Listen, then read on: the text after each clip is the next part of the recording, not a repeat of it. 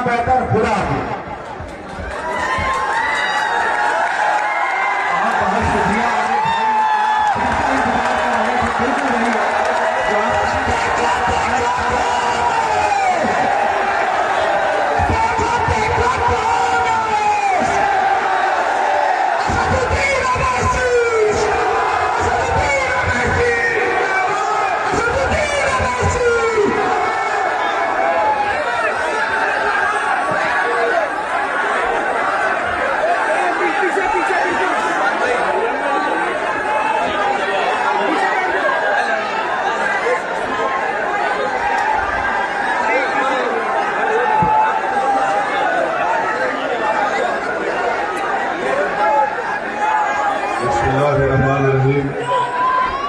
अस्सलाम वालेकुम व रहमतुल्लाहि व बरकातुहू।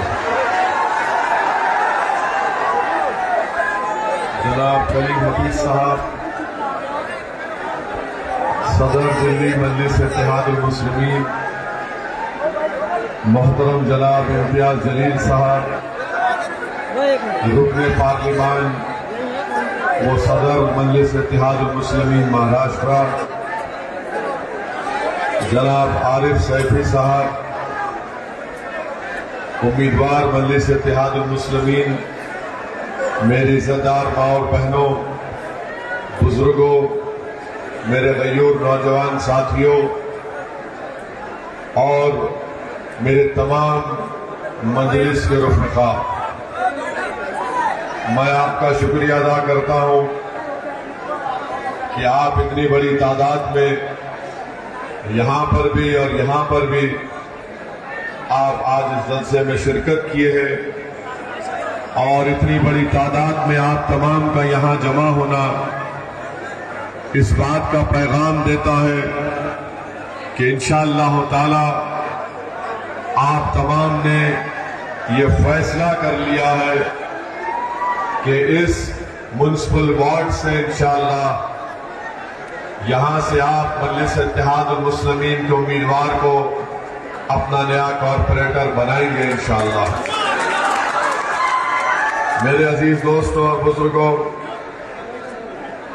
यहां पर 5 साल पहले आपने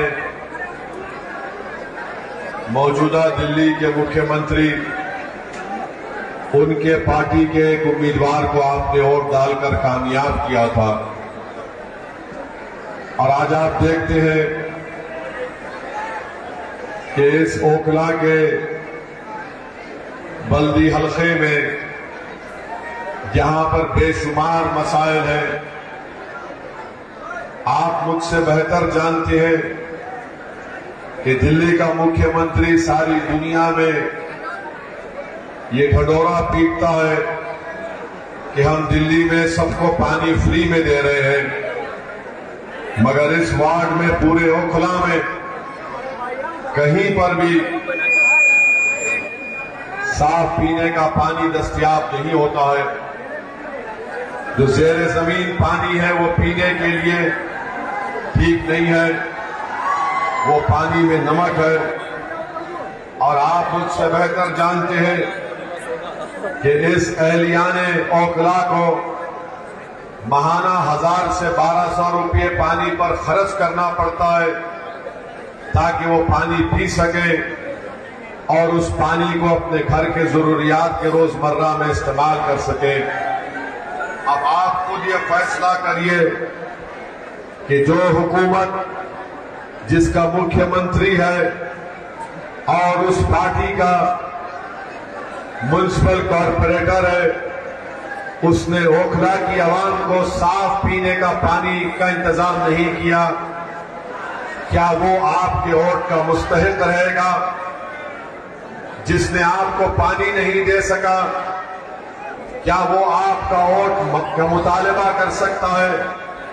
मेरी नजर में पानी एक बुनियादी चीज होती है और हर एक को पानी मिलना चाहिए, मगर यहां पर ओखला में दिल्ली के मुख्यमंत्री और उनकी पार्टी ने ओखला की आवाम को पीने का पानी तक मुहैया नहीं किया।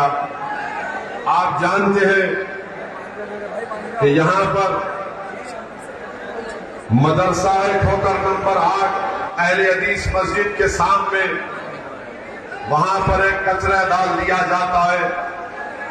इसको भी हटाने का इंतजाम नहीं किया, बल्कि आप ये भी जानते मेरे अजीज दोस्तों और बुजुर्गों कि अबुल फजल एरिया में वहां पर भी एक डंपिंग यार्ड बना दिया गया और रोड पर कचरा डाल दिया जाता है, जिसकी बदबू से तमाम आवाम परेशान रहती है। एक और गार्बेज डंप यार्ड बना दिया गया अल शिफा हॉस्पिटल अबुल फजल एरिया में, यहां पर भी खुली मोहरियां हैं। अब आप अंदाजा लगाइए कि क्या क्या तकालीफ का सामना आपको नहीं करना पड़ता। 2007 में ओखला में एक गवर्नमेंट हॉस्पिटल बनाने का ऐलान हुआ और 2007 के बाद ऐसे 4 अस्पताल गैर मुस्लिम इलाकों में बन गए, मगर ओखला में सरकारी अस्पताल अब तक नहीं बना। और सरकार केजरीवाल की है और कॉर्पोरेटर उन्हीं की पार्टी का है। शाहीन बाग में खुली ड्रेन है, रोड नहीं है बल्कि रोड पर खड्डे ज्यादा हैं। आप बताइए कि फिर 4 दिसंबर के दिन आप कैसे यहां पर वोट दे सकते हैं। ओखला में अगर कोई अपने घर की तामीर करता है तो उसको रुश्वत देना पड़ता है, रुश्वत वर्दी वाले को भी देना पड़ता और एमसीडी के लोगों को भी और कॉर्पोरेटर के लोगों को भी। तो कोई घर की तामीर नहीं कर सकता बगैर रिश्वत दिए। और आप इस बात को जानते हैं कि एक बाज़ाब्ता एक रिसर्च हुई, स्टडी हुआ, उस स्टडी का नाम यह था कि early educational marginalisation for Muslim children in India, an analysis of nursery school admission in private schools of Delhi. Muslim children who applied to private unaided schools in Delhi at nursery level, only less than 3% of children got admission. मानिए study हुई है जिसमें यह साबित कर दिया गया कि जो लोग ओखला से अपनी बच्चों को और बेटियों को और बेटों को नर्सरी लेवल पर स्कूल में एडमिशन दिलाना चाहते हैं प्राइवेट स्कूल में, तो सिर्फ 3% मुसलमानों को एडमिशन मिलता है। मेरे अजीज दोस्तों और बुजुर्गों, मेरी आपसे अदबन गुजारिश है कि मजलिस को बाजू रखिए, मगर आपको एक ऐसे आदमी को, ऐसे उम्मीदवार को कामयाब करना है जो ये ठोकरा 8 से मदरसा और अहले हदीस मस्जिद के सामने से जो कचरे का गार्बेज का डंप है उसको हटा सके, अल शिफा हॉस्पिटल के सामने जो गार्बेज का डंप है उसको हटा सके, खुली मोहरियों को काम करवा सके, साफ पीने का पानी आपको मुहैया करा सके, अस्पताल को तामीर करवा सके। सिर्फ मोहल्ला क्लिनिक से काम नहीं होता है, अस्पताल की एक अहमियत है, उसकी एक स्पेशलिटी होती है। ये मुद्दे आपके हैं, ये अवाम के हैं, इस पर आप अगर एक मुस्बित फैसला आप लेंगे तो मुझे यकीन है कि इंशाअल्लाह ताला आप 4 तारीख के दिन बटन के निशान पर मजलिस इत्तेहादुल मुस्लिमीन के हक में अपना वोट का इस्तेमाल करेंगे। दूसरी बात कि यहां पर आपने असेंबली में और उस वार्ड में आपने छोटे रिचार्ज की पार्टी को कामयाब किया। और आप जानते हैं कि दिल्ली के मुख्यमंत्री कितना झूठ बोलते हैं सेकुलरिज्म के बारे में। मेरे ख्याल से अगर लंबा लंबा फेंकने का अगर कंपटीशन होगा कि कौन सबसे ज्यादा फेंकता है, मोदी फेंकता है या केजरीवाल फेंकता है, तो मुझे लगता है कि दोनों बराबरी पे आ जाएंगे झूठ बोलने और फेंकने में। यही दिल्ली का मुख्यमंत्री था जब यहां पर फसाद हुआ, तो फसाद जब हो रहा था, एक स्टेटमेंट दिखा दो दिल्ली के चीफ मिनिस्टर का जो फसाद को कंट्रोल करने के लिए, कम्युनल राइट को रोकने के लिए था। ये वाहिद चीफ मिनिस्टर है जब हिंदू और मुसलमानों में नफरत की आग लग गई तो ये बजाय उस आग को बुझाने के, ये बुज़दिलों की तरह अपनी पीठ दिखाकर जाकर महात्मा गांधी के समाधि के पास बैठ गया अपने मंत्रियों को लेकर। अरे अगर गांधी का तू भक्त था तो तू आता इस इलाके में, तो सब समाज के पास जाकर तुम कहते कि भाइयों शांति को बरकरार रखो, ये नफरत ठीक नहीं है। मगर ये मुख्यमंत्री बुज़दिल था, भाग गया। यही मुख्यमंत्री था जब शाहीन बाग का आपने तारीखी एहतजाज किया, जिसमें आपके एहतजाज से सारे मुल्क के लोगों को एक नई क़ुव्वत मिली, एक नई तवानाई मिली। यही मुख्यमंत्री का बयान आपने सुना होगा कि केजरीवाल चीफ मिनिस्टर ने कहा था अगर मेरे अख्तियार में होता तो मैं शाहीन बाग को आधे घंटे में खत्म कर देता। केजरीवाल अगर तुझ में हिम्मत नाम की चीज नहीं है तो बुज़दिल है। अगर हिम्मत है तो आजा चुनाव से पहले ओखला में बता दो ओखला के लिए क्या किया। शाहीन बाग को आता तो हमारी वो बुजुर्ग माए तुझे हाथों हाथ में लेती तो इसलिए नहीं आया यहां पर। आओ मुख्यमंत्री केजरीवाल, आओ ओखला को आओ, आकर रिपोर्ट दो तुम्हारी कि तुमने ओखला में क्या किया। चुनाव से पहले आकर दिखाओ कि तुम्हारा कॉर्पोरेटर जिसको तुमने कॉर्पोरेटर बनाया उसने ओखला की आवाम को कैसे धोखा दिया। जब उसका नेता धोखा देता है तो उसका छोटा भी धोखा देगा। तो ये दोनों मिलकर धोखा दिए हैं। मेरी इज्जतदार मां और बहनों, आप जानते हैं कि जब कोविड की पहली वेव चल रही थी तो उस वक्त ये पहला शख्स था पूरे भारत में जिसने अपनी नफरत की वजह से, अपने जहनी छोटेपन की वजह से, ये पहला शख्स था जिसने कोविड फैलने की जिम्मेदारी मुसलमानों पर डाल दी। सारी दुनिया में कोविड फैला, चाइना से शुरू हुआ, पूरे दुनिया के मुल्कों में फैला, मगर ये वाहिद केजरीवाल था जिसने कोविड फैलने की जिम्मेदारी सुपर स्प्रेडर मुसलमानों पर डाल दी और कहा कि तबलीगी जमात जिम्मेदार है। आपको याद होगा कि दिल्ली हुकूमत की तरफ से एक लिस्ट आती थी कि कितने लोगों को कोविड हुआ, कितने डिस्चार्ज हुए, कितने टेस्ट हुए, तो उसके बाजू लिखा जाता था तबलीगी जमात सुपर स्प्रेडर। आप बताइए इसकी जहनीयत क्या है इस मुख्यमंत्री की कि बैठकर मुसलमानों को बदनाम किया तबलीगी जमात का नाम लेकर। अगर आज भी कोई ये कहता है कि केजरीवाल सेकुलर है तो पूछो उस सेकुलर आदमी से कि कोविड के जमाने में तबलीगी जमात को क्यों इल्जाम लगाया। कोर्ट में मुकदमा गया और कोर्ट ने केजरीवाल के पूरे इल्जामात को झूठा साबित किया। मेरे अजीज दोस्तों और बुजुर्गों, भाई साहब रुक जाइए, शटर का रुक जाइए, थोड़ी देर रुक जाइए।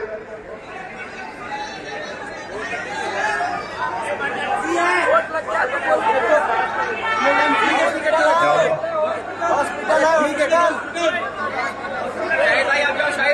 अरे शाहिद भाई आप जाओ, आप जाओ। अच्छा हॉस्पिटल है, उठाइए शटर, फिर हम रुकते हैं।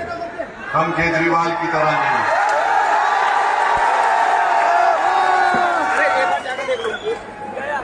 उठाइए उठाइए।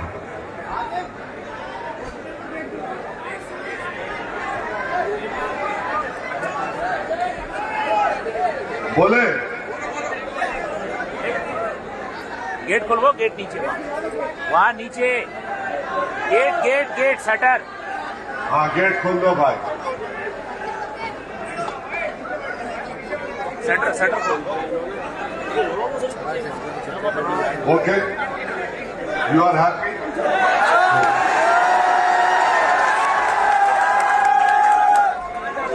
मैं आपसे अर्ज कर रहा था कि दिल्ली के मुख्यमंत्री का असली चेहरा सामने आ गया। एक और मर्तबा आ गया जब दिल्ली के मुख्यमंत्री ने कहा कि मैं अपने बड़े भाई मोदी से अपील करता हूं कि हमारे 500 और 2000 की नोट पर हमारे देवी देवताओं की फोटो को लगा दिया जाए। अब आप बताइए, छोटे भाई बड़े भाई को बोल रहे हैं और बड़े भाई देख रहे हैं कि पूरे मेरे नक्शे कदम पर चल रहा है।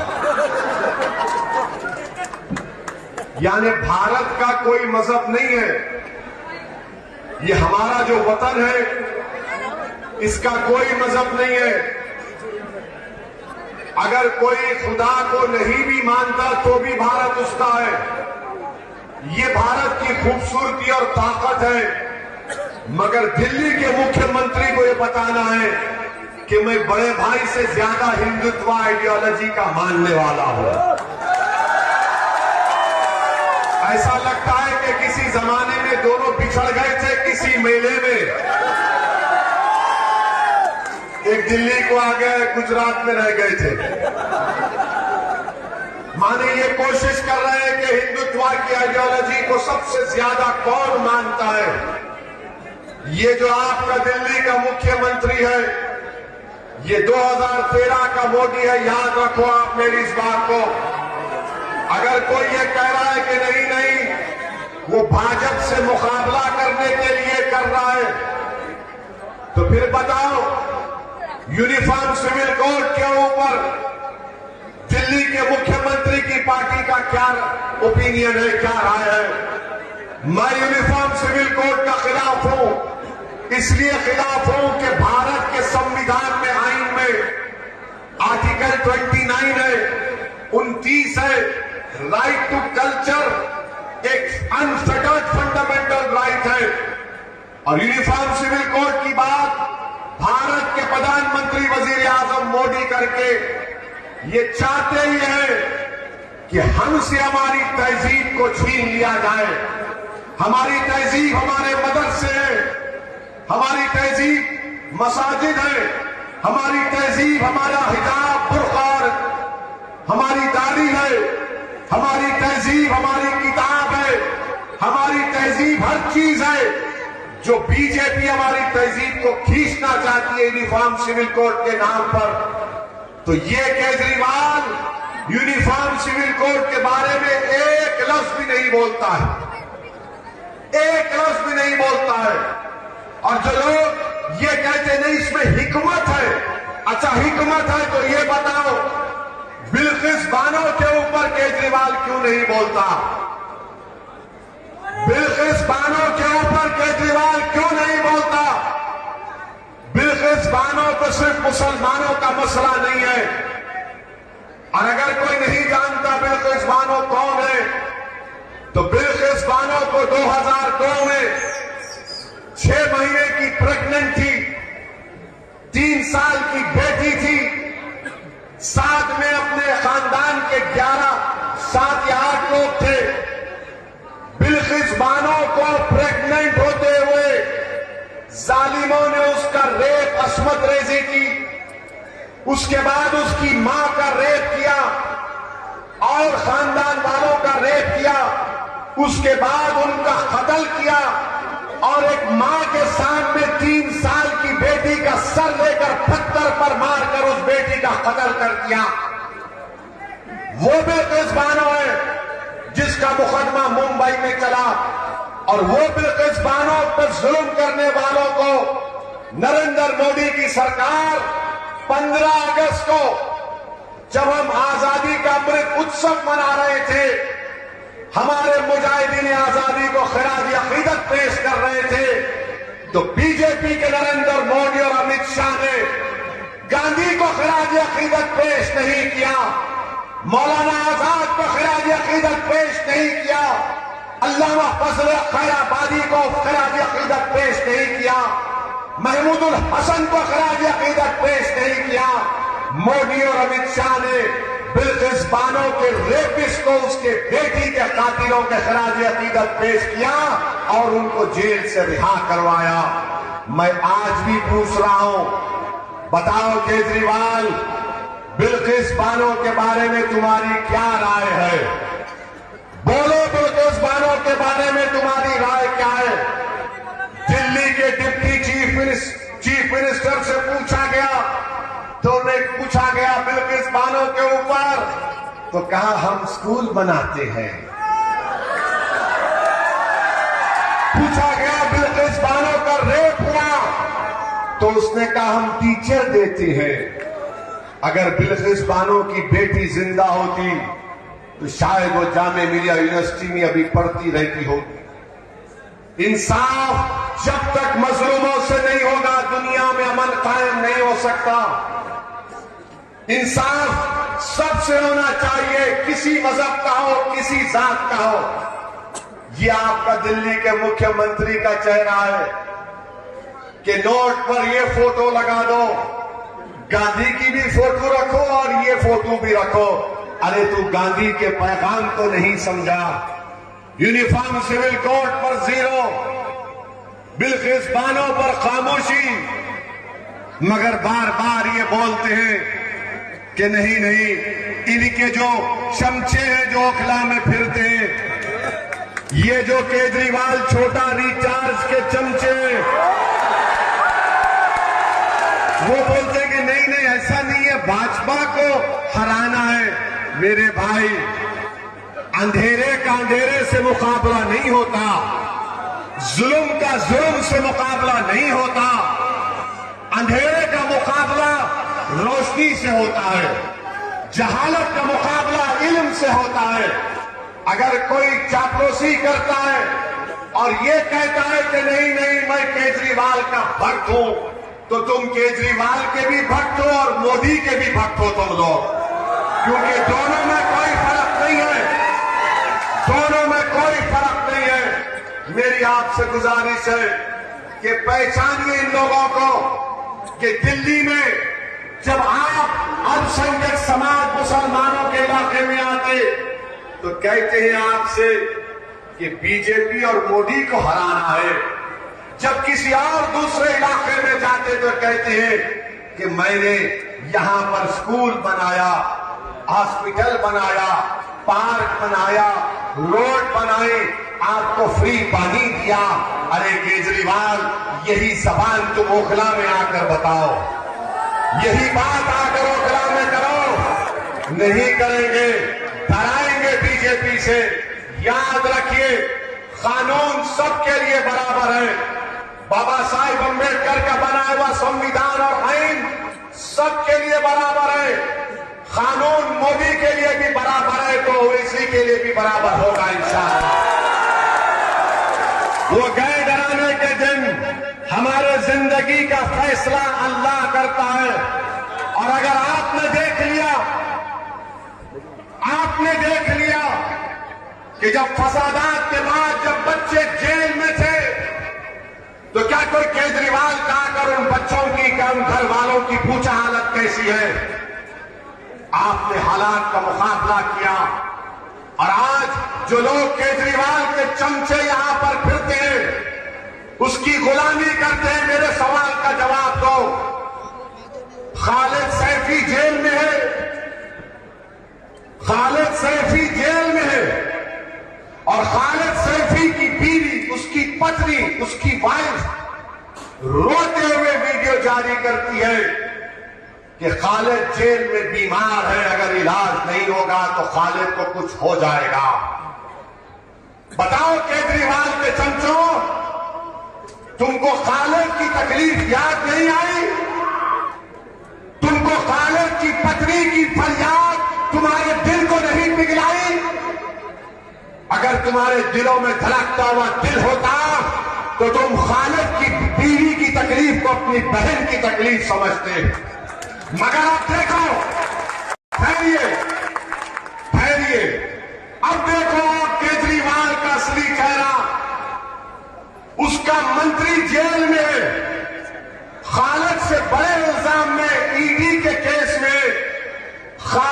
जेल में इलाज नहीं होता, बीवी रोती है, मगर केजरीवाल के मंत्री के पैर पर तेल लगाया जाता है, हाथ पर तेल लगाया जाता है।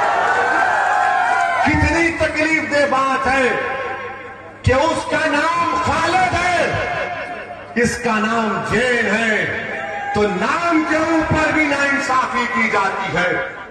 ये आपको सोचना है कि जेल में भी इंसाफ नहीं हो रहा, जेल के अंदर भी इंसाफ नहीं हो रहा है, क्योंकि वो केजरीवाल का मंत्री है, तो उसके हाथ को तेल लगाया जा रहा है, पैर को तेल लगाया जा रहा है, खाना लाकर खिलाया जा रहा है, और वो खालिद बीमार पड़ा है जेल में। मेरे अजीज दोस्तों और बुजुर्गों, ये फैसला आपको करना है 4 तारीख के दिन। अब रहा सवाल कांग्रेस पार्टी का, कांग्रेस पार्टी बहुत बूढ़ी हो गई है। कांग्रेस पार्टी के जो नेता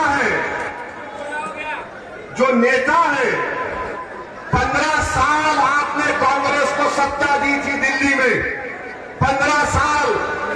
अब बताओ कौन सा नेता दिल्ली में है उनका? रोड पर नजर नहीं आता। उनका नेता पूरे भारत में पैदल फिर रहा है, पैदल पैदल पैदल पैदल। चुनाव गुजरात में है, भाई साहब मध्य प्रदेश में है, कैपिटल दिल्ली में लड़ाई चल रही है, भाई साहब बता रहे हैं कि कैसे आरएसएस से बैठकर मुकाबला किया जाता है। तो कांग्रेस को वोट देना वोट जाय करने के बराबर है। अब कांग्रेस में दमखम नहीं रहा, अब कांग्रेस सिर्फ म्यूजियम में रहेगी इंशाअल्लाह ताला। कांग्रेस अब म्यूजियम में नजर आएगी। हमारे अब्बा थे, दादा थे, परदादा थे, ये उनकी फोटो है। वो उस जमाने में ऐसा करते थे। अबे तू क्या कर रहा है? मैं फोटो लगा कर खुश हो दादा का। ये कांग्रेस पार्टी है। तो आपको लड़ने वालों की जरूरत है, ओकला से इंसाफ करने वालों की जरूरत है। और हमारा ये भाई आरिफ सैफी आपके सामने खड़ा है। 5 साल पहले आपने वोट नहीं दिया, ये आज भी आपके सामने आया है। आपसे अपील कर रहा है कि ओखला के लिए आप मजलिस को कामयाब करिए। ओखला के कचरों को साफ करने के लिए आप मजलिस को कामयाब करिए। और कचरे 2 किस्म के हैं। कचरा 2 किस्म का होता है, 2 type, 1 political garbage, 1 actual garbage. यानी एक जो अहले हदीस मस्जिद के सामने जो कचरा है उसको निकालना, एक जो पॉलिटिकल गार्बेज है, सियासी कचरा है, छोटे रिचार्ज का, उसको भी साफ करना है। तो दोनों को साफ करना है आपको। करेंगे ना आप? करेंगे ना आप? करेंगे ना आप? अरे आप जोर से बोलो प्यारे। कचरों को साफ करेंगे। ओखला में पानी की लाइन आएगी, पानी की लाइन आएगी, अस्पताल बनेगा, अस्पताल बनेगा इंशाअल्लाह ताला। तो आपने फैसला कर लिया कि 4 दिसंबर को ओखला के आसमानों पर क्या नजर आएगा? क्या नजर आएगा? हम क्या करेंगे?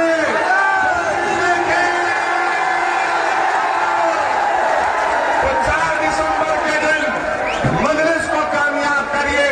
आपका बेहद शुक्रिया। अस्सलाम वालेकुम व रहमतुल्लाहि व बरकातुहू।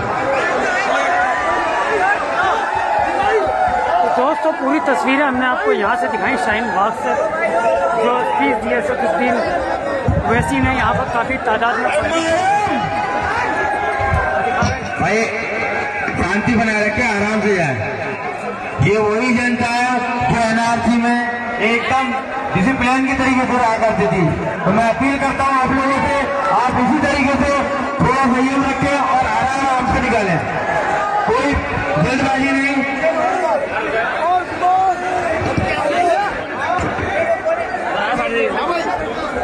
आप लोगों का प्यार और आप लोगों का जोश देखकर आज मुझे लग रहा है कि इंशाअल्लाह MIM इन सब की जमानत जब्त करेगी। करेगी कि नहीं करेगी? इंशाअल्लाह करेगी कि नहीं करेगी? आवाज में दम नहीं हो रहा भाई, आवाज जवाब नहीं लगाओ। करेगी कि नहीं करेगी? बहुत शुक्रिया आप सभी का, बहुत बहुत शुक्रिया। आराम से निकाले, नहीं आराम से निकले भाई, ठीक है। आपका अपना प्रोग्राम था, अल्हम्दुलिल्लाह बहुत अच्छा रहा, सोच से ज्यादा अच्छा रहा। और इसी तरीके से 4 तारीख को इंशाअल्लाह आप ये जज्बा दिखाएंगे। आप लोगों का बहुत शुक्रिया, तहे दिल से शुक्रिया।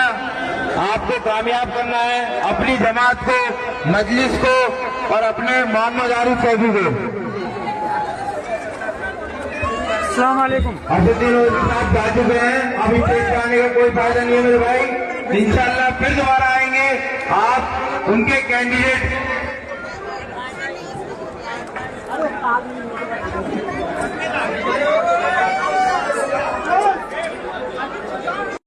जी अस्सलाम वालेकुम। क्या कहना चाहेंगे, आज असदुद्दीन ओवैसी साहब आए और आज जो एक जनसभा हुई असदुद्दीन ओवैसी साहब ने, बहुत बेहतरीन उन्होंने एक अपनी तकरीर की और हम सबको उन्होंने बहुत अच्छे से बताया कि किस तरीके से उम्मा का विकास किया जाए। और इंशाअल्लाह ताला इस बार आसमान में पतंगी उड़ेगी, पतंग। क्या लगता है इस बार पतंग उड़ेगी जोरदार? इंशाअल्लाह उड़ेगी, इंशाअल्लाह बहुत अच्छा, जबरदस्त जीतेगी इंशाअल्लाह, बहुत अच्छे से अच्छे वोट से जीतेगी और माशाल्लाह से। आज पहली बार असदुद्दीन ओवैसी को देखा होगा? दूसरी बार देखा है, पिछले इलेक्शन में भी आए थे, उस बार भी आए। लोग यहाँ पर मौजूद हैं, हम दिखा रहे हैं आपको। इस तरीके से बात करने की और भी उस लोगों से कोशिश करेंगे हम यहाँ पर। क्या कहना चाहेंगे, आज असदुद्दीन ओवैसी साहब को सुना, क्या पतंग उड़ेगी अब? आज असदुद्दीन ओवैसी साहब आए, क्या कहती हैं, पतंग उड़ेगी अब ओखला में या नहीं? उसके बाद निकले, पतंग उड़ेगी इंशाअल्लाह, पतंगी पतंग उड़ेगी, सब बैठ जाए। इंशाअल्लाह पतंगी पतंग उड़ेगी हर जगह, इंशाअल्लाह इंशाअल्लाह। तो दोस्तों यहाँ पर मैंने दिखाया काफी तादाद में जो है यहाँ पर पब्लिक थी और ऐसा लग रहा था ओखला पूरा वार्ड 188 जो है यहाँ पर उठकर आ चुका था असदुद्दीन ओवैसी साहब को देखने के लिए। तो आपको पूरी तस्वीरें मैंने दिखाई, यहाँ पर काफी लोग खुश हैं। करता हूँ अल्हम्दुलिल्लाह, आपने प्रोग्राम बहुत सोच से भी ज्यादा ऊपर इसको कामयाब बनाया। तो इसी के साथ मैं ये आपकी दीवानगी 4 तारीख तक आपसे इजाजत लेना चाहूंगा और ऑल इंडिया मजलिस इत्तेहादुल मुस्लिमीन का कैंडिडेट उसको कामयाब करेगी। अभी हमारे पास 4 मिनट है, इसलिए हम बोल रहे हैं, और ये गूंगे बहरों की जमात नहीं है, इसलिए हम बोलते रहेंगे। दिखाएंगे हम आपको कितनी कुर्सियां थी यहाँ पर, जो है जो पूरी फुल थी उस टाइम पर जब असदुद्दीन ओवैसी यहाँ पर जो है स्पीच दे रहे थे। और काफी तादाद में यहाँ पर जो है लोग मौजूद थे उस टाइम पर।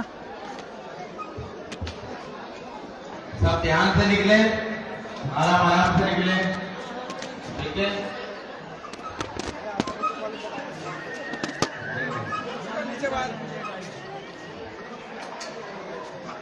ये शाहीन बाग की सीधी तस्वीरें हम इस वक्त दिखा रहे हैं आपको यहाँ पर।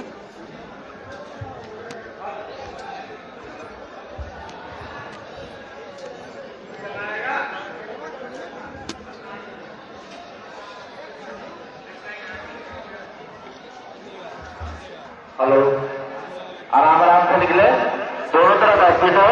आज असदुद्दीन ओवैसी साहब यहाँ पर आए, क्या कहना चाहेंगे, क्या पतंग उड़ेगी अब यहाँ? उड़ेगी अब तो, मौज कर दी भाई, आने से इनके आने से उड़ेगी अब, इनके आने से उड़ेगी अब। क्या कुछ इनके आने से बहुत ज्यादा फर्क पड़ा है। जिनकी गाड़ी है, फर्क पड़ेगा। वो गाड़ी में लोगों को मन तो मेहमान बदलेगा।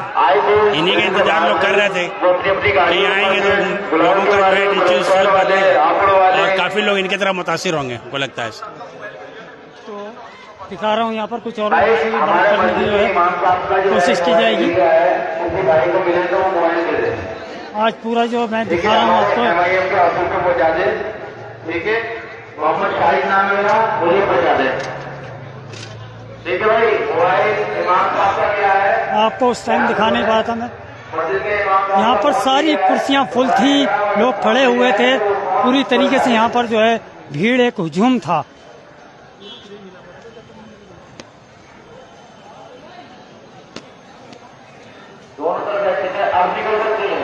जिस टाइम असदुद्दीन ओवैसी जो है वो स्पीच दे रहे थे तो ये जगह नहीं थी यहाँ पर पैर रखने की। दिखा रहा हूँ मैं जिस तरीके से आपको ये यहाँ पर।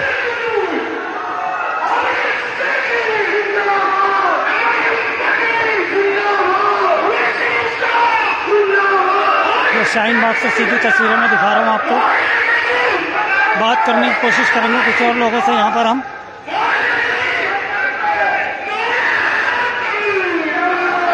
बात करेंगे यहाँ पर कुछ लोगों से।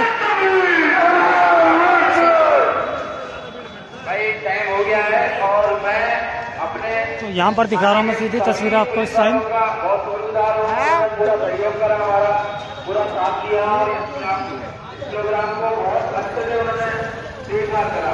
अब टाइम ओवर हो गया, सर 1 मिनट पहले लड़ाई खत्म कर रहा हूँ। मैं दिल्ली तो यहाँ पर को सर आज असदुद्दीन ओवैसी यहाँ पर आए, आपने उनको सुना, क्या कुछ कहना चाहेंगे? यहाँ पर कुछ बदलाव होगा या अभी भी जो लोगों का मन है वही रहेगा या कुछ चेंज होगा? बदलाव हो चुका है और इस बार यहाँ पर पतंग निकलेगी। जैसा कि अभी असदुद्दीन ओवैसी साहब ने कहा है कि बदलाव की बहुत जरूरत है, इसलिए यह बदलाव हो चुका है।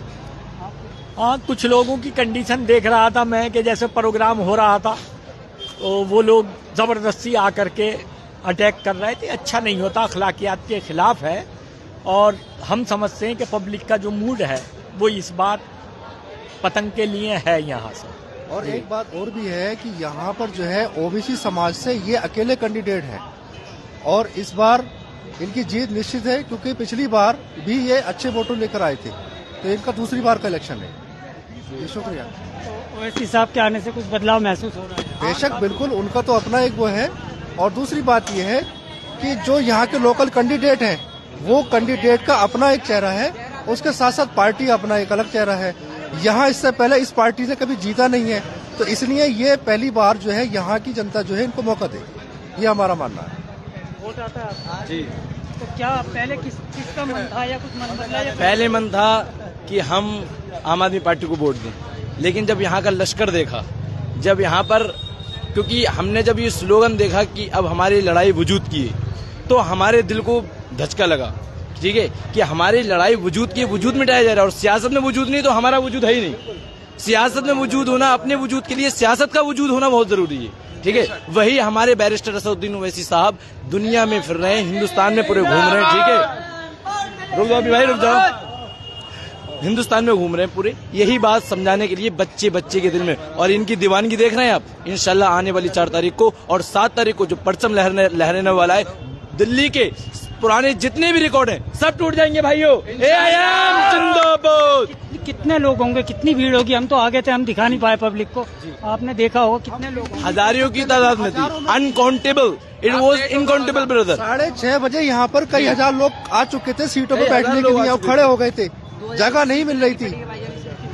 You can have a look at the behind you, brother, because you know there are lots of seat here, and the crowd was uncountable, and the boss, the king of the politics has gone now, so that's why the crowd has finished. जैसे कि कहा भी जाता है और हो सकता है बहुत से लोगों के दिमाग में ये एक चीज है कि MIM पार्टी जो है वो बीजेपी की बी पार्टी है, ये कहा जाता है। आप इस चीज को कहाँ से इसको मैं रद्द कैसे कर सकता हूँ? इसको रद्द ऐसे कर सकता हूँ, AIM की बीजेपी, ये लोग, सबसे पहले आपको ये देखना होगा कि ये जो लोग हैं जो अफवाह रूमर्स जो उड़ाते हैं हमारे ताल्लुक से, हमारे बॉस के ताल्लुक से, असदुद्दीन ओवैसी के ताल्लुक से, वो लोग कौन है? वो लोग कांग्रेस के होंगे, वो लोग क्या कहते हैं अपोजिशन वाले होंगे, आम आदमी पार्टी वाले होंगे, ठीक है। इस तरीके के लोग होंगे ये, जिनकी खुद की खटिया खड़ी हो चुकी है, वही लोग अब जनता के दिल में ये बात डालने की कैसे करके बस इनकी जो मोहब्बत बैठ चुकी है वो निकल जाए और हमारी जो खटिया है फिर से खड़ी हो जाए। लेकिन अब जनता बेकाबू में नहीं आने वाली है, बहुत हो गया। अब अपनी वजूद और अपनी क़यादत।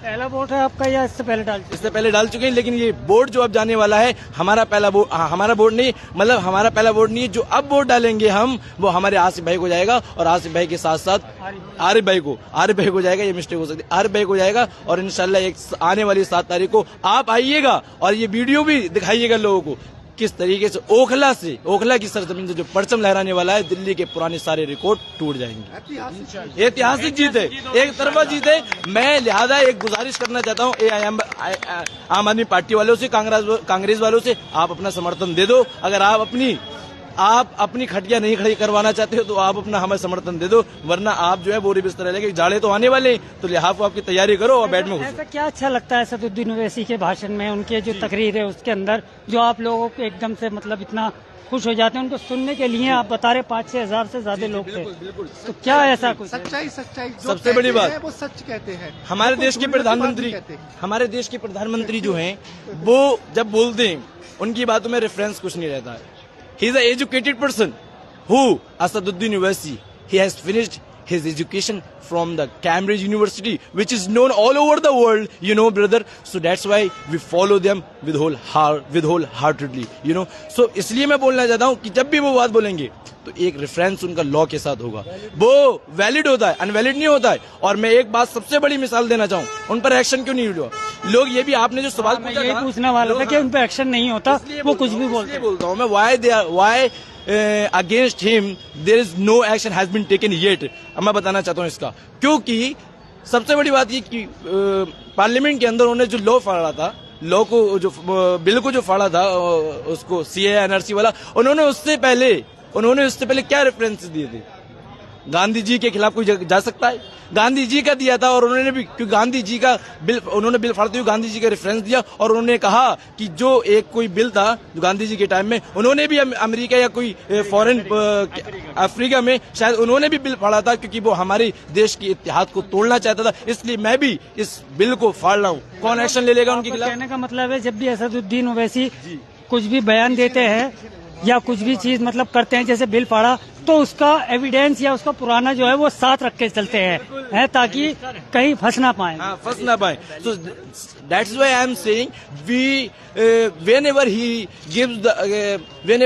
gives his statement, you know, so he just gives the evidence। जब भी बात करते हैं लॉजिकली बात करते हैं, वैलिड रेफरेंस के साथ बात करते हैं, इसलिए जो है उनका कोई भी अगेंस्ट नहीं जाता गवर्नमेंट की तरफ से।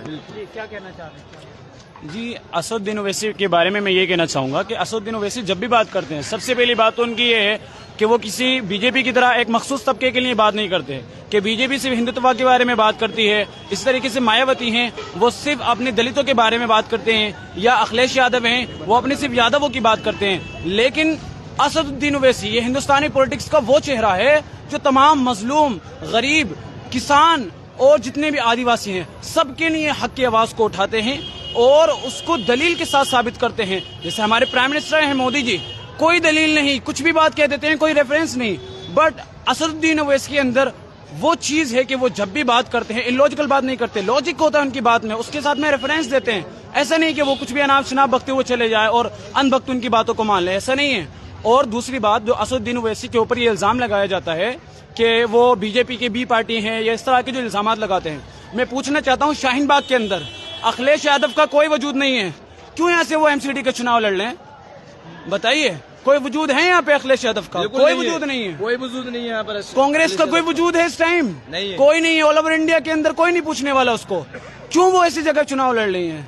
आम आदमी पार्टी है, आती है, बीजेपी को जितवा करके चली जाती है। असल तो बी पार्टी आम आदमी पार्टी है, जिसको कि छोटा रिचार्ज कहा है असदुद्दीन आम आदमी। गुजरात के इलेक्शन में आप देख लीजिए, आम आदमी पार्टी जो छोड़ी हुई है वो बीजेपी की छोड़ी हुई है, ताकि उनकी जो सत्येंद्र जैन है उनके पैर दबते रहे जेल में और इधर काम भी बनता रहे। तो आप कैसे कह सकते हैं, मतलब आम आदमी पार्टी को बी पार्टी कैसे सपोर्ट कर रही है? पूरी उसी को सपोर्ट कर रही है। आम आदमी पार्टी जो है पूरी उसी को सपोर्ट कर रही है। खोल के उसकी रेफरेंसेस भी दे सकता हूँ। जैसे अभी हमारे असदुद्दीन ओवैसी साहब ने बताया कि दोनों भाइयों में रेस चल रही है, कौन सबसे बड़ा हिंदुत्व का क्या कहते हैं फॉलोअर है, कौन उसको क्या है बढ़ावा देना चाहता है, कौन, उन दोनों में रेस चली। असदुद्दीन ओवैसी साहब ने भी कहा, तो ये बिल्कुल वाजे है और जनता के बीच में आया और बयां हो चुकी है बात। अब कोई भी फंसने वाला नहीं है। इसलिए मैं बोलना चाहता हूँ आपसे भी कि आप ये अपना कैमरा लेकर आइए 4 तारीख को, और 4 तारीख के बाद 7 तारीख को आइए, जो एक ऐतिहासिक जीत होने वाली है। दिल्ली के सारे पुराने रिकॉर्ड तोड़ जाएंगे। असदुद्दीन ओवैसी जिंदाबाद। यहाँ पर जितने भी युवा वोटर हैं वो इस बार लग रहा है कि पतंग को उड़ाना चाह रहे हैं। देखिए सर, पहले हम लोग भी असदुद्दीन ओवैसी को नहीं मानते थे, नहीं सुनते थे, लेकिन फिर हमारे दोस्तों ने हमें सजेस्ट किया कि आप उनके कम से कम भाषण सुनकर तो देखें, एक आध बार जाकर को देखें। जब हम लोग आए, सुना उनको, तो हमें पता चला कि ये बंदा तो एकदम जेन्युइन है, जेन्युइन बंदा, बिल्कुल जेन्युइन बंदा है, एकदम लॉजिकली बात ही करता है, कहीं लॉजिकल बात नहीं है, कोई नफरत नहीं फैला रहा। जिस तरीके से बीजेपी है, नफरत की पार्टी, नफरत की सियासत करती है, हिंदू मुस्लिम को आपस में लड़ाती है, इस तरीके से केजरीवाल है, वो रेस में लगे हुए हैं कि मैं ज्यादा बड़ा हिंदू हूँ। इस तरीके से राहुल गांधी है, आजकल वो भी पूजा पाठ कर रहे हैं, वो इतना दिखा रहे हैं कि मैं हिंदू हूँ। हाँ। तो सर मैं ये पूछना चाहता हूँ कि हमारे हिंदुत्व लेके चल, हमारे मुल्क के अंदर जो है आखिर हिंदुत्व को लेकर के पॉलिटिक्स क्यों हो रही है? हमारे मुल्क के अंदर डेवलपमेंट के ऊपर के पॉलिटिक्स क्यों नहीं हो रही? कॉलेजेस बनाएं आप स्कूल बनाएं, आप मेडिकल बनाएं, क्यों नहीं बढ़ रहे? इन बेसिस पे क्यों चुनाव नहीं हो रहे? एंकर साहब आप देखिएगा कि सब जो है अपने आप में एक हिंदुत्व की रेस में है कि कौन सबसे बड़ा हिंदुत्व है, कौन उसका आइडियोलॉजी है, कौन उसका फॉलोवर है, ये सब दिखाना चाहते हैं। बस यही कहना चाहते थे। शुक्रिया बहुत बहुत आपका। दिखाई मैंने आपको सारी तस्वीरें शाहीन बाग से, असदुद्दीन ओवैसी का पूरा स्पीच आपको दिखाई और यहाँ के युवा वोटरों के बारे में भी आपको दिखाया। दिखाते रहेंगे, सर्च नहीं करेंगे कंफ्यूज, बस देखते रहिए इंडिया की न्यूज। बहुत बहुत धन्यवाद आप सभी लोगों का। कमेंट्स बॉक्स में जरूर बताइएगा कि किसको वो आप वोट देने वाले हैं। खुलकर नहीं बोलते तो कमेंट्स बॉक्स में बोल सकते हैं। इसी के साथ शाहीन बाग से मैं इजाजत लेना चाहूंगा आप सभी लोगों से। बहुत बहुत शुक्रिया।